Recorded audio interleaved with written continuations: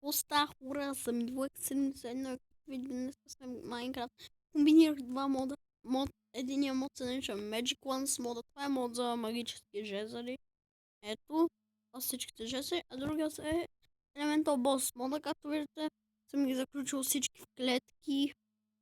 И за клипът. Добре. Да преминаваме. Това са обикновени стрели. Това е нещо като готино за риба, иначе разпръсква дека и навсякъде и може да убие всеки на survival.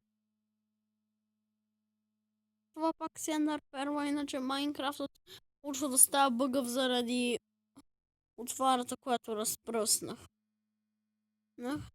Добре, това си е също Ender Pearl, каквато ви казах. Същите сноубари. О, мале! Това по-далеч, защото това прави големи порази. Ето, сега ще ви покажем. Ще го тестваме някъде. Добре, ако, например, го хвърлиш там, виж какъв взрив. Направо ще те убие. Да, това е един елементен бос. Да го убием. Не, той е жив. По-късно. Убиваме. Първо да ви покажа целият затвор, който изградих оттам. Първо е този бос, земния бос. После се спомням, че е огнения бос, мрачният бос, леденият бос и светлинния бос. Но ще ви покажа, сложил съм се на едно място чест. Да, намерихме го, ама е точно до декая. Точно до декая ли трябваше да е? Добре, сега ще покажа.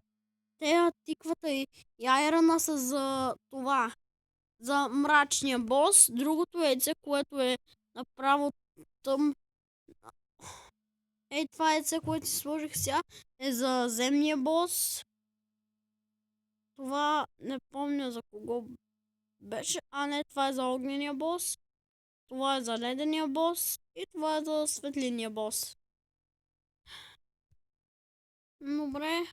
Хора, за сега показах ви всичко. Ама искам малко да потрошим под земната мина преди да приключим с клипа, защото това ми харесва какви порази раздава. Това